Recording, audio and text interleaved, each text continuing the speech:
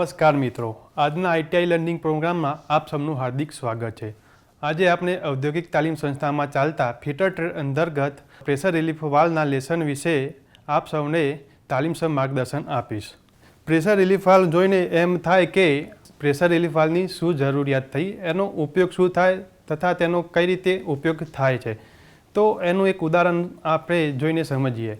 તો આપણા સૌના ઘરમાં પ્રેશર કુકર હોય છે, જેનો ઉપયોગ આપણે ખોરાક બનાવવા માટે કરતા હોઈએ છીએ। હવે આ પ્રેશર કુકરની ઉપર એક સીટી હોય છે। જો કુકરની અંદર આ સીટી ના હોય તો શું થાય, આપણે સૌ પરિણામ જાણી શકીએ છીએ કે જ્યારે કુકરની અંદર સીટી ના હોય તો કુકરની અંદર રહેલું પ્રેશર એક સમયે એટલું બધું વધી જશે જે કુકરને એક ધડાકા સાથે ફાડી દેશે અને એના કારણે આપણને જાનહાનિ તથા આર્થિક નુકસાન થતું હોય છે। તો હવે આવી પરિસ્થિતિ ના સર્જાય એના માટે કુકરની ઉપર એક સીટી હોય છે, જે કુકરની અંદર રહેલા વધારાના પ્રેશરને રિલીઝ કરીને કુકરને ફાટતા અટકાવે છે। એટલે કે સીટી એક પ્રકારનો પ્રેશર રિલીફ વાલ્વ જ છે, જે કુકરની અંદરના રહેલા વધારાના ખતરનાક પ્રેશરને વાતાવરણમાં રિલીઝ કરીને આપણા કુકરને ફાટતું બચાવે છે। તો હવે આપણે જોયું કે પ્રેશર રિલીફ વાલ્વનો ઉપયોગ શું થાય છે, કેમ એની જરૂર પડી। હવે આપણે પ્રેશર રિલીફ વાલ્વને વધુ ઊંડાણમાં ભણીશું। તો આજના આપણા પ્રેશર રિલીફ વાલ્વના મુદ્દા આપણે જોઈ લઈએ કે આજે આપણે શું શું ભણીશું। તો આપણે પ્રથમ જોઈશું પ્રેશર રિલીફ વાલ્વનો પરિચય, કાર્યનો સિદ્ધાંત, પ્રેશર રિલીફ વાલ્વ ક્યાં ક્યાં વપરાય, પાર્ટના નામ અને રચના તથા પસંદગીનું માપદંડ એટલે કે પ્રેશર રિલીફ વાલ્વના આપણે લગાવવા માટે કયા કયા મુદ્દા ધ્યાને લેવા જોઈએ। તદુપરાંત આપણે પ્રેશર રિલીફ વાલ્વની સ્થિતિ, પીઆરવી પ્રેશર રિલીફ વાલ્વના પ્રકારો, પ્રેશર રિલીફ વાલ્વના ફાયદા ગેરફાયદા તથા જાળવણી અને સંભાળો અને પ્રશ્નો। તો હવે આપણે જોઈશું પ્રેશર રિલીફ વાલ્વનો પરિચય। પ્રેશર રિલીફ વાલ્વ કોને કહેવાય, તો પ્રેશર રિલીફ વાલ્વ એ વિવિધ ઉદ્યોગો તથા યાંત્રિક પ્રણાલી એટલે કે મિકેનિકલ સિસ્ટમમાં વપરાતો એક સેફ્ટી ડિવાઇસ એટલે કે સુરક્ષિત પ્રદાન કરતો એક સલામતી વાલ્વ છે કે જેનો ઉપયોગ સિસ્ટમમાં રહેલા પ્રેશરને નિયંત્રિત કરવા માટે થતો હોય છે। હવે આપણે જોઈશું કાર્યનો સિદ્ધાંત એટલે કે પ્રેશર રિલીફ વાલ્વ કઈ રીતે કાર્ય કરે છે તે। તો જ્યારે સિસ્ટમમાં રહેલું પ્રેશર પૂર્વ નિર્ધારિત બિંદુ એટલે કે સેટ પ્રેશર કરતાં એટલે કે આપણી સિસ્ટમનું જે પ્રેશર છે એના સેટ પ્રેશર કરતાં વધી જાય છે, ત્યારે પ્રેશર રિલીફ વાલ્વ આપોઆપ ખુલી જાય છે અને અતિશય દબાણને એટલે કે સિસ્ટમની અંદર રહેલા પ્રેશરને દૂર કરવા માટે નિયંત્રિત માર્ગ પૂરો પાડે છે। આ રીતે આપણું પ્રેશર રિલીફ વાલ્વ એ સંભવિત સાધનોની નિષ્ફળતા, સિસ્ટમને થતા નુકસાનો તથા આપત્તિજનક ઘટનાઓને પણ અટકાવે છે। હવે આપણે જોઈશું કે પ્રેશર રિલીફ વાલ્વનો ઉપયોગ કઈ કઈ જગ્યાએ થતો હોય છે। તો સૌ પ્રથમ છે હાઇડ્રોલિક સિસ્ટમોમાં। તો આપણે જોઈએ છે કે કોઈ હાઇડ્રોલિક સિસ્ટમ જેમ કે જેસીબી જે અર્થ મૂવિંગના ઇક્વિપમેન્ટ હોય છે તથા હાઇડ્રોલિક પંપ, એચ્યુએટર કે જેની અંદર ફ્લુઇડનો ઉપયોગ કરીને પાઇપલાઇનો દ્વારા સિસ્ટમને ઓપરેટિંગ કરવામાં આવે છે। તો આવી લાઇનોમાં જ્યારે પ્રેશરના લીધે ફાટી ના જાય તેના માટે આપણે તે જગ્યાએ પ્રેશર રિલીફ વાલ્વનો ઉપયોગ કરતા હોઈએ છીએ। ત્યારબાદ પાવર પ્લાન્ટના બોઇલરોમાં। તો પાવર પ્લાન્ટની અંદર વિદ્યુત ઉત્પન્ન કરવા માટે બોઇલરની અંદર પાણીને વરાળમાં કન્વર્ટ કરવામાં આવે છે અને આ વરાળના ઉપયોગથી આપણે વિદ્યુત ઉત્પન્ન કરતા હોઈએ છીએ। તો આ વરાળના પ્રેશરથી બોઇલરો ફાટી ના જાય, નુકસાન ના આવે એના માટે પાવર પ્લાન્ટની અંદર પણ આપણે પ્રેશર રિલીફ વાલ્વનો ઉપયોગ કરતા હોઈએ છીએ। ત્યારબાદ છે એર કમ્પ્રેસરમાં। ઉદ્યોગોની અંદર ન્યુમેટિક સિસ્ટમ વપરાય છે, જેની અંદર હવાથી અનેક ઉપકરણો ચાલતા હોય છે। તો આ હવાના પ્રેશરના કારણે એર કમ્પ્રેસર ફાટી ના જાય તેના માટે એર કમ્પ્રેસરની અંદર પણ આપણે પ્રેશર રિલીફ વાલ્વનો ઉપયોગ કરતા હોઈએ છીએ। ત્યારબાદ છે પાણીની પાઇપલાઇનની સિસ્ટમોમાં। તદુપરાંત ઉદ્યોગોની અંદર રાસાયણિક, પેટ્રોકેમિકલ, તેલ તેમજ ગેસની પાઇપલાઇનોની સિસ્ટમની અંદર પણ આપણે પ્રેશર રિલીફ વાલ્વનો ઉપયોગ કરતા હોઈએ છીએ। તો હવે આપણે સમજીશું પ્રેશર રિલીફ વાલ્વના પાર્ટના નામ તથા તેની રચના। તો અહીં આપણે આકૃતિમાં જોઈ શકીએ છીએ કે ડાબી બાજુ જે છે એ પ્રેશર રિલીફ વાલ્વની એક ફિગર છે જે એનિમેશનમાં છે અને એની બાજુમાં જે આ ફિગર છે તે છે અસલમાં પ્રેશર રિલીફ વાલ્વ કેવું દેખાય છે તે। અહીં હવે આપણે જોઈ શકીએ છીએ કે પ્રેશર રિલીફ વાલ્વની અંદર એક આ પાઇપલાઇન છે, તેની અંદર ફ્લુઇડ એટલે કે પ્રવાહી એની નોર્મલ સ્થિતિમાં વહેતું હોય છે। તેની ઉપર આ છે પ્રેશર ગેજ કે જે આ પાઇપલાઇનની અંદર ચાલતા ફ્લુઇડનું પ્રેશર માપે છે। હવે જે આ આખો ભાગ છે તે છે આપણો પ્રેશર રિલીફ વાલ્વ. તો આ પ્રેશર રિલીફ વાલ્વ અમુક ભાગોની એસેમ્બલી કરીને બનાવવામાં આવતો છે. તેના મુખ્ય 4 ભાગો છે જે આપણે જોઈશું, જેમાં છે કેસિંગ, પપેટ, સ્પ્રિંગ અને એડજસ્ટિંગ સ્ક્રૂ.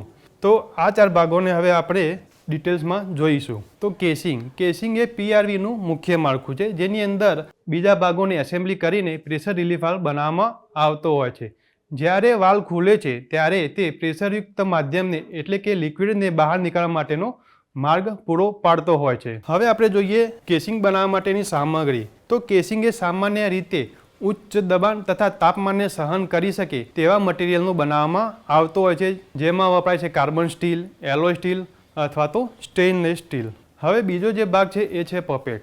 તો પપેટ એ ઇનલેટ નોઝલને સીલ કરે છે કે જે સામાન્ય ઓપરેટિંગ પરિસ્થિતિમાં લીકેજને અટકાવે છે. એટલે કે વાલ્વ જ્યારે બંધ હોય ત્યારે સિસ્ટમની અંદર રહેલા પ્રવાહીને એ આપણા પ્રેશર રિલીફ વાલ્વમાં પ્રવેશવા દેતો નથી. આ જે પપેટ છે એ આપણે પ્રેશર રિલીફ વાલ્વના અંદર રહેલા ઇનલેટ નોઝલ અને સ્પ્રિંગની વચ્ચે ગોઠવાયેલો હોય છે. તો આ જે પપેટ છે એ ઘણીવાર ઇનલેટ નોઝલ સાથે સુસંગત ધાતુ અથવા PTFE એટલે કે પોલીટેટ્રાફ્લોરાઇડ ઇથિલિન જેવા નરમ મટીરિયલનો બનાવેલો હોય છે, જેથી કરીને તે ચુસ્ત રીતે ઇનલેટ નોઝલને સીલ કરી શકે. તો હવે આપણે જોઈશું ત્રીજો ભાગ, સ્પ્રિંગ. તો સ્પ્રિંગ એ પ્રેશર રિલીફ વાલ્વની અંદર પપેટ અને સેટિંગ સ્ક્રૂની વચ્ચે ગોઠવાયેલો હોય છે.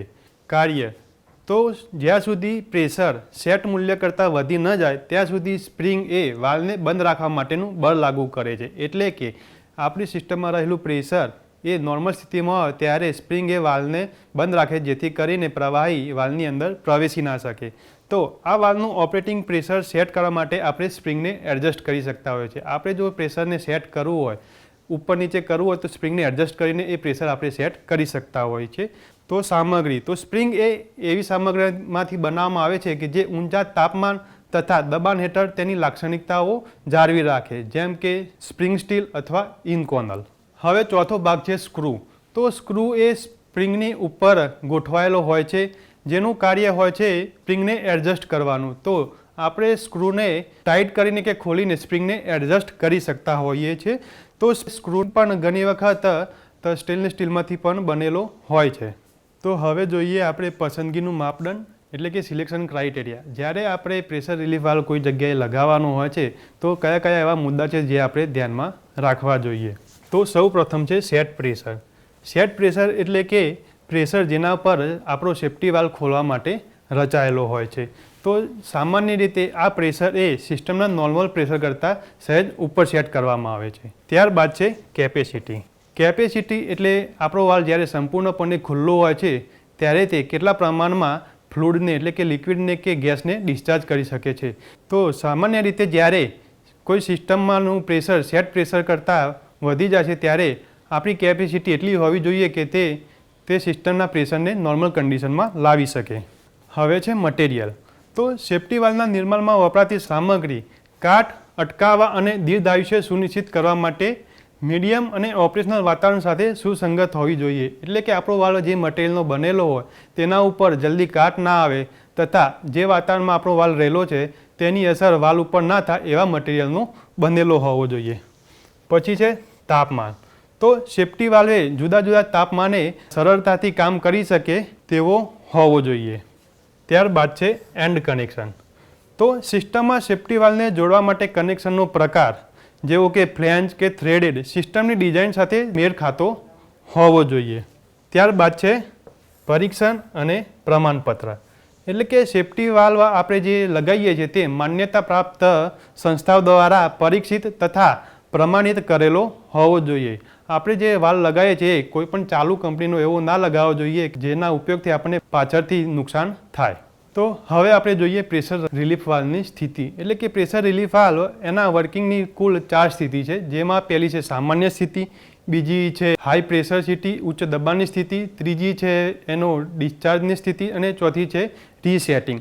તો આપણે જોઈએ પ્રથમ સ્થિતિ સામાન્ય સ્થિતિ. તો સામાન્ય કામગીરી દરમિયાન સિસ્ટમની અંદરનું દબાણ એટલે કે પ્રેશર સલામતી વાલ્વના પ્રીસેટ ઓપનિંગથી નીચું હોય છે. એટલે કે જ્યારે વાલ્વ આપણો નોર્મલ પરિસ્થિતિમાં હોય છે ત્યારે તેની અંદર રહેલું પ્રેશર એ સેટ પ્રેશર કરતાં નીચું હોય છે. આ દરમિયાન સ્પ્રિંગ દ્વારા લગાવવામાં આવતું બળ એ પપેટને બેઠેલી સ્થિતિમાં રાખે છે, પપેટને અદ્ધર નથી થવા દેતું, જેના કારણે વાલ્વની અંદર કોઈ પ્રવાહી નથી પ્રવેશી શકતું. ત્યારબાદ છે અતિશય દબાણની સ્થિતિ. જો સિસ્ટમમાં દબાણ સેફ્ટી વાલ્વ જે સેટ પોઈન્ટ માટે ગોઠવેલ છે તેનાથી ઉપર વધે છે તો પપેટ પર સિસ્ટમના દબાણ દ્વારા લગાવવામાં આવેલું બળ એ સ્પ્રિંગ ફોર્સ કરતાં વધી જાય છે અને પપેટને ઇનલેટ નોઝલ ઉપરથી ઉપાડવાનું શરૂ કરશે. ત્યારબાદ ત્રીજો તબક્કો છે ડિસ્ચાર્જનો તબક્કો, એટલે કે ડિસ્ચાર્જની સ્થિતિ. તો આ સ્થિતિમાં જેમ વાલ્વ ધીરે ધીરે ખુલે છે તેમ આઉટલેટ દ્વારા વધુ પ્રેશરયુક્ત પ્રવાહી એટલે કે ગેસ, વરાળ અથવા પ્રવાહી ડિસ્ચાર્જ થાય છે, જે સિસ્ટમના પ્રેશરને ઘટાડે છે. તો ડિસ્ચાર્જનો તબક્કો ત્યાં સુધી ચાલુ રહે છે જ્યાં સુધી સિસ્ટમની અંદરનું રહેલું પ્રેશર એની નોર્મલ સ્થિતિમાં ન આવી જાય. ત્યારબાદ છે ચોથો તબક્કો રીસેટિંગ. હવે સિસ્ટમમાં રહેલું પ્રેશર એની નોર્મલ સ્થિતિમાં આવી જશે એટલે પાછો પપેટ એની મૂળ સ્થિતિમાં આવી જશે અને વાલ્વ આપણો બંધ થઈ જશે. હવે આપણે જોઈશું પ્રેશર રિલીફ વાલ્વના પ્રકાર. તો પ્રેશર રિલીફ વાલ્વના મુખ્ય 3 પ્રકાર છે. એક છે સ્પ્રિંગ લોડેડ સેફ્ટી વાલ્વ, બીજો છે પાયલોટ ઓપરેટેડ સેફ્ટી વાલ્વ અને ત્રીજો છે ડેડ વેઇટ સેફ્ટી વાલ્વ. હવે આપણે જોઈશું સ્પ્રિંગ ઓપરેટેડ સેફ્ટી વાલ્વ. તો અહીં આપણે આકૃતિમાં જોઈ શકીએ છીએ ડાબી બાજુ જે છે એ સેફ્ટી વાલ્વની એક એનિમેશનવાળી ફિગર છે અને બાજુમાં જે ફિગર છે એ આપણી હકીકતમાં પ્રેશર રિલીફ વાલ્વ કેવું દેખાશે તેની સ્થિતિ છે. તો અહીં આપણે આગળ જોયા એ પ્રમાણે આ એક સ્પ્રિંગ લોડેડ સેફ્ટી વાલ્વ છે.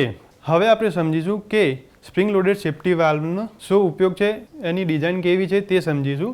તો સૌ પ્રથમ છે સરળ ડિઝાઇન. તો સ્પ્રિંગ લોડેડ સેફ્ટી વાલ્વની ડિઝાઇન સરળ હોય છે. તેની અંદર લગાવેલા પાર્ટ્સ બહુ વધારે હોતા નથી, એટલે કે મુખ્ય 4 ભાગો જ હોય છે, જે રીતે કે કેસિંગ, સ્પ્રિંગ, એડજસ્ટિંગ સ્ક્રૂ અને પપેટ. તો આ 4 ભાગોનો એસેમ્બલી કરીને એક સ્પ્રિંગ લોડેડ સેફ્ટી વાલ્વ બનાવવામાં આવેલો હોય છે. ત્યારબાદ છે વિવિધ દબાણો માટે એડજસ્ટ થવાની ક્ષમતા.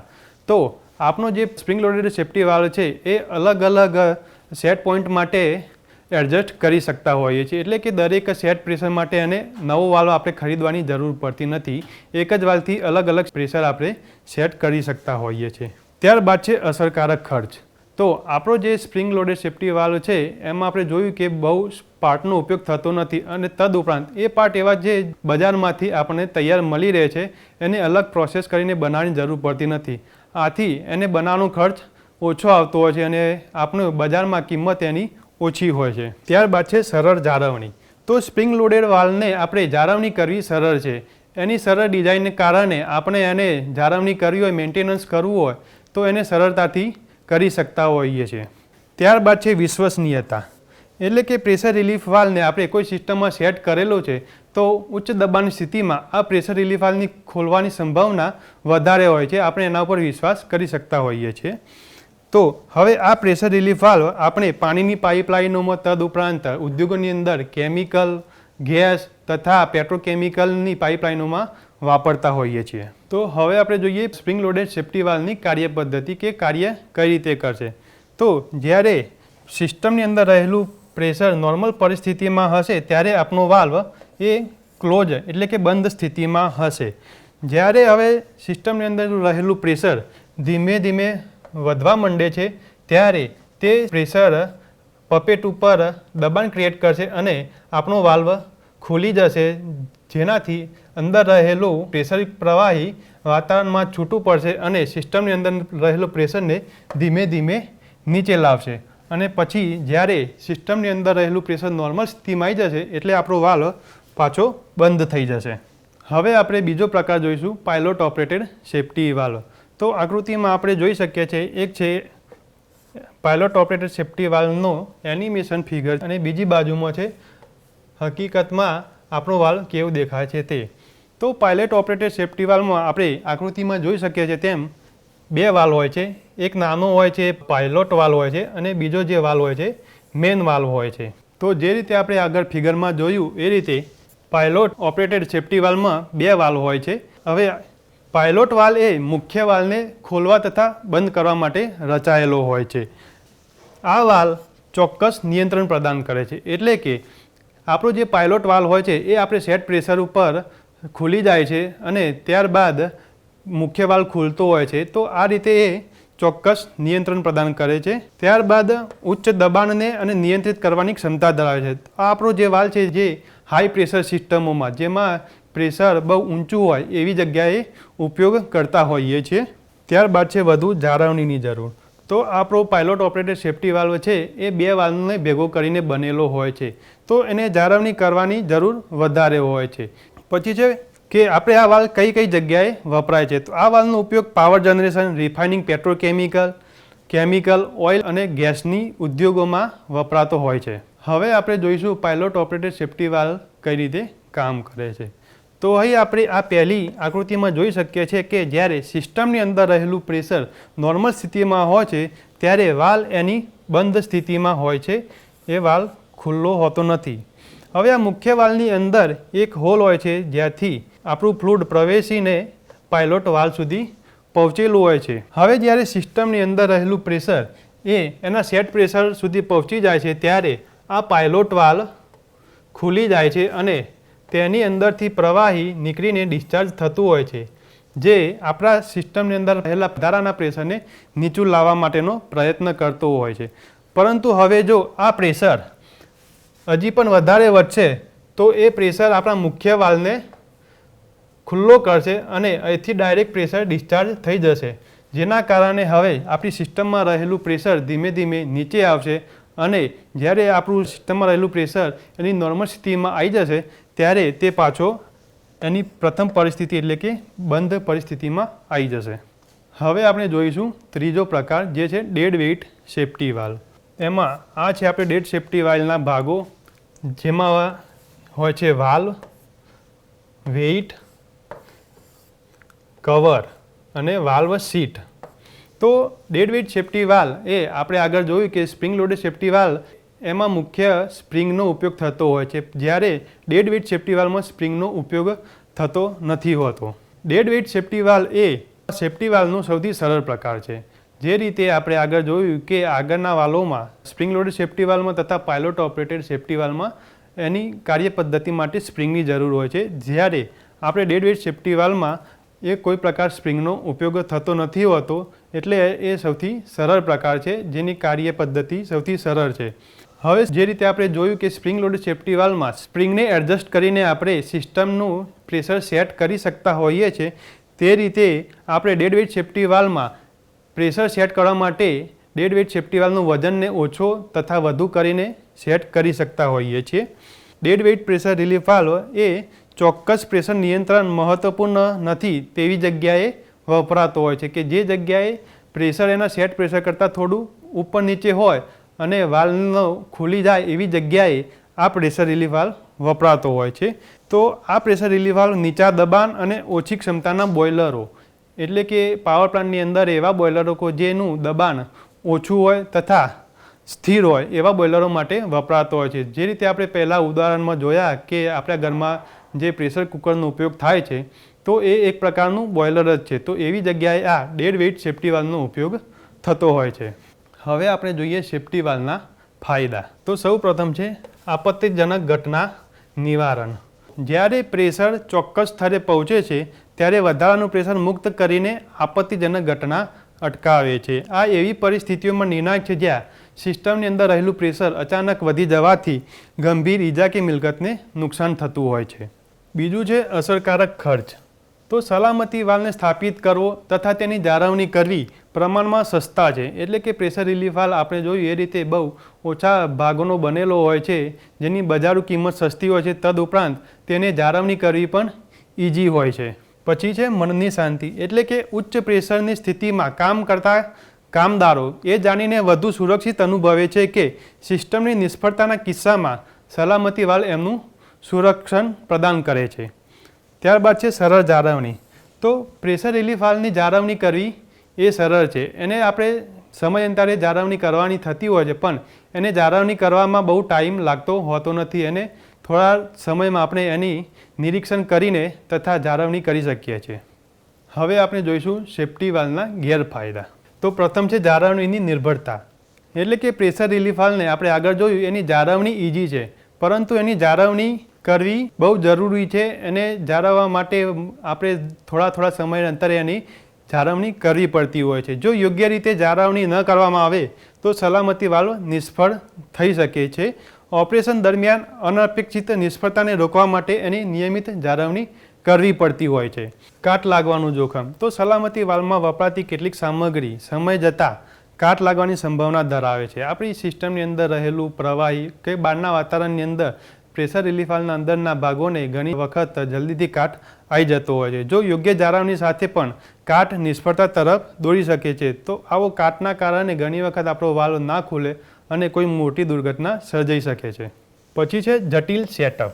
એટલે કે યોગ્ય સેફ્ટી વાલ્વ સિસ્ટમને ગોઠવવી એ સમય માગી લે તેવું અને જટિલ હોઈ શકે છે. સિસ્ટમની તૈયારી પહેલાં ગણતરીઓ, ગોઠવણો અને પર્યાવરણની પરિબળોને ધ્યાનમાં લેવા જોઈએ. એટલે કે આપણે જ્યારે system pressure relief valve system આપણે લગાવતા હોઈએ છીએ ત્યારે પ્રેશર રિલીફ વાલ્વ કેટલા પ્રેશર ઉપર કામ કરશે, કયા વાતાવરણમાં એને લગાવવાનું છે, આ બધી ગણતરીઓ કરવી પડતી હોય છે, જે થોડું સમય માગી લે તેવું કામ હોય છે. હવે આપણે પ્રેશર રિલીફ વાલ્વ તો લગાવી દીધો, પણ એની જાળવણી કરવી પડે. અમુક સમયાંતરે એની જાળવણી કરવામાં ના આવે તો એની નિષ્ફળતાનો તરફ આપણને લઈ જઈ શકે છે. તો એની જાળવણી માટે કયા કયા મુદ્દા આપણે ધ્યાનમાં રાખવા જોઈએ? તો નિયમિત નિરીક્ષણ.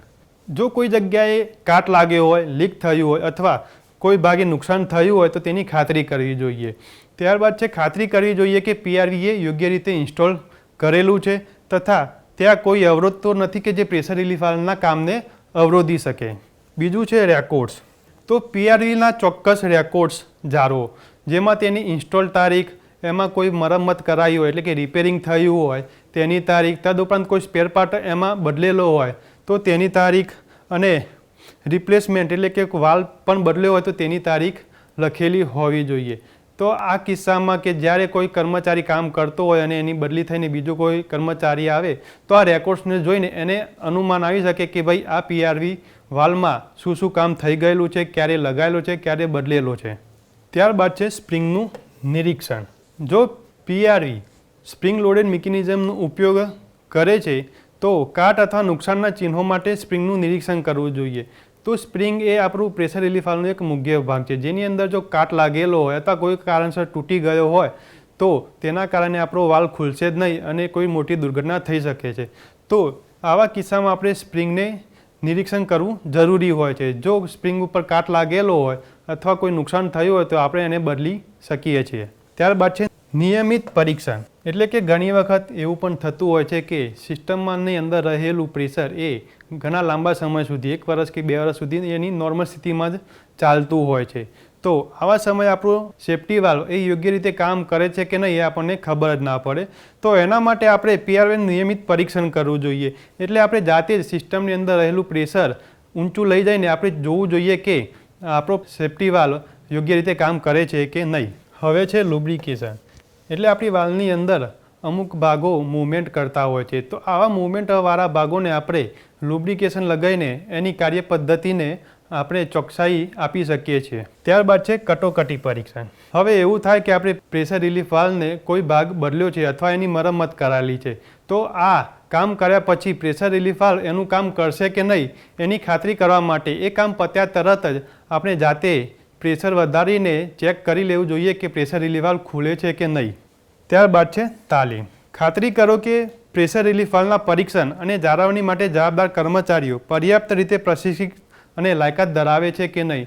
એટલે કે આ વાલ્વ જોડે સંકળાયેલા કર્મચારીઓને યોગ્ય રીતે તાલીમ આપવી જોઈએ. એને કઈ રીતે મેન્ટેન રાખવો, એની કઈ કઈ પરિસ્થિતિ હોય છે, કઈ પરિસ્થિતિમાં કઈ રીતે કાર્ય કરે છે, એની તાલીમ આપેલી હોય તો આપણે વાલ્વનું વધારે અસરકારક રીતે જાળવણી કરી શકીશું. હવે આપણે પ્રેશર રિલીફ વાલ્વના MCQ જોઈએ. તો પ્રથમ MCQ છે કે નીચેનામાંથી કયો વાલ્વ સલામતી વાલ્વ તરીકે ઓળખાય છે? તો પહેલો છે બોલ વાલ્વ, બીજો છે ગેટ વાલ્વ, ત્રીજો છે પ્રેશર રિલીફ વાલ્વ અને ચોથો છે ચેક વાલ્વ. તો આનો જવાબ આવશે પ્રેશર રિલીફ વાલ્વ. આપણે જોયું કે પ્રેશર રિલીફ વાલ્વ એ સિસ્ટમના અંદર રહેલા વધારાના પ્રેશરને એની મૂળ સ્થિતિ એટલે કે નોર્મલ સ્થિતિમાં લાવે છે અને સિસ્ટમને નુકસાન થતું અટકાવે છે. બીજો પ્રશ્ન છે કે સ્પ્રિંગને એડજસ્ટ કોના દ્વારા કરવામાં આવે છે? તો પહેલો ઓપ્શન છે પપેટ, બીજો છે સીલ, ત્રીજો છે સ્ક્રૂ અને ચોથો છે બોનેટ. તો આપણે આગળ જોઈ ગયા એ પ્રમાણે સ્ક્રૂ દ્વારા આપણે આપણા સ્પ્રિંગને એડજસ્ટ કરતા હોઈએ છીએ. સ્ક્રૂને ખોલીને કે બંધ કરીને સ્પ્રિંગને એડજસ્ટ કરીએ છીએ, જેના કારણે આપણા વાલ્વનું સેટ પ્રેશર આપણે બદલી શકીએ છીએ. ત્રીજો પ્રશ્ન છે, નીચા દબાણ અને ઓછી ક્ષમતાના સ્થિર બોઇલર માટે કયો વાલ્વ વપરાય છે?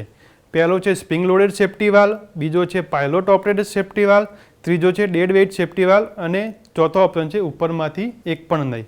તો આનો જવાબ આવશે ડેડ વેઇટ સેફ્ટી વાલ્વ. આપણે આગળ જોઈ લીધું કે નીચા દબાણ અને ઓછી ક્ષમતા માટે આપણો ડેડ વેઇટ સેફ્ટી વાલ્વ યોગ્ય છે. ચોથો પ્રશ્ન છે, જ્યાં ચોક્કસ પ્રેશર નિયંત્રણ નિર્ણાયક હોય છે ત્યાં કયા પ્રકારના વાલ્વનો ઉપયોગ થાય છે? તો પહેલો છે સ્પ્રિંગ લોડેડ સેફ્ટી વાલ્વ, બીજો છે પાયલોટ ઓપરેટેડ સેફ્ટી વાલ્વ, ત્રીજો છે ડેડ વેઇટ સેફ્ટી વાલ્વ અને ચોથું છે ઉપરનામાંથી એક પણ નહીં. તો આનો જવાબ આવશે પાયલોટ ઓપરેટેડ સેફ્ટી વાલ્વ. તો આપણે આગળ જોયું કે પાયલોટ ઓપરેટેડ સેફ્ટી વાલ્વ બે વાલ્વ ભેગા કરીને બનાવવામાં આવે છે. એક હોય છે પાયલોટ વાલ્વ અને બીજો હોય છે મેઇન વાલ્વ. તો પાયલોટ ઓપરેટેડ સેફ્ટી વાલ્વમાં પાયલોટ વાલ્વ એ ચોક્કસ પ્રેશર પર ખોલવા માટે બનાવેલો હોય છે, જેથી કરીને જે જગ્યાએ ચોક્કસ પ્રેશર નિયંત્રણ નિર્ણાયક હોય ત્યાં આપણે પાયલોટ ઓપરેટેડ સેફ્ટી વાલ્વનો ઉપયોગ કરતા હોઈએ છીએ. હવે છેલ્લે આપણે જોઈએ નિષ્કર્ષ. તો આજના લેસનમાં આપણે આજે શું ભણ્યા? તો પ્રેશર રિલીફ વાલ્વ એ ઉદ્યોગો તથા મિકેનિકલ સિસ્ટમમાં વપરાતો એક સેફ્ટી ડિવાઇસ છે, એક સલામતી વાલ્વ છે જે સિસ્ટમની અંદર રહેલું પ્રેશરને નિયંત્રણ કરે છે. પ્રેશર રિલીફ વાલ્વના મુખ્ય 3 પ્રકાર છે. એક છે સ્પ્રિંગ લોડેડ સેફ્ટી વાલ્વ, બીજો છે પાયલોટ ઓપરેટેડ સેફ્ટી વાલ્વ અને ત્રીજો છે ડેડ વેઇટ સેફ્ટી વાલ્વ. અને આ પીઆરવીનો ઉપયોગ હાઇડ્રોલિક સિસ્ટમમાં, બોઇલરમાં, એર કમ્પ્રેસરમાં, પાણીની પાઇપલાઇન તથા રાસાયણિક, પેટ્રોકેમિકલ, તેલ અને ગેસ ઉદ્યોગોમાં થતો હોય છે. મિત્રો, આજે આપણે પ્રેશર રિલીફ વાલ્વ વિશે સંપૂર્ણ માહિતી મેળવી. આભાર.